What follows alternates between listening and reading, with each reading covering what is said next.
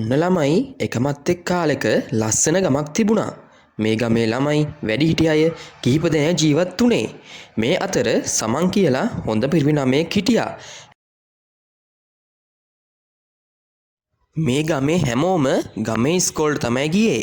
සමනුත් අම්මා තාත්තා එක්ක පාරට ඇවිල්ලා ඉස්කෝලේ යන්න පිටත් වුණා. මේ යන අතරමඟදී කාට හරි උදව් කරන්න තියෙනම් සමන්ට ඊට එහා දෙයක් නැහැ. ඔන්න අදත් සමන් වයසක ආච්චි කෙනෙක්ට උදව් කරලම තමයි ඉස්කෝලේට ගියේ. ඉතින් සමන්ගේ හොඳම යාළුවා තමයි නිමල්. ඔන්න එදා හැබැයි නිමල් ඉස්කෝලේ ඇවිල්ලා හිටියේ නැහැ.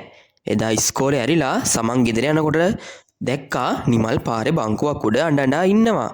සමන් ඇහුවා මොකද නිමල් කියලා. නිමල් කිව්වා අද අපේ ගෙදර කන්න මොකුත් තිබ්බේ නැහැ. ඒ නිසා ඉස්කෝලේ ආවේ නැහැ කියලා. ඉතින් මේ සමන් එයා ළඟ ඉතුරුලා තිබ්බ කෑම ටික මේ නිමල්ට දීලා නිමල් සමන් ළඟ ගෙදරට එක්කගෙන ආවා.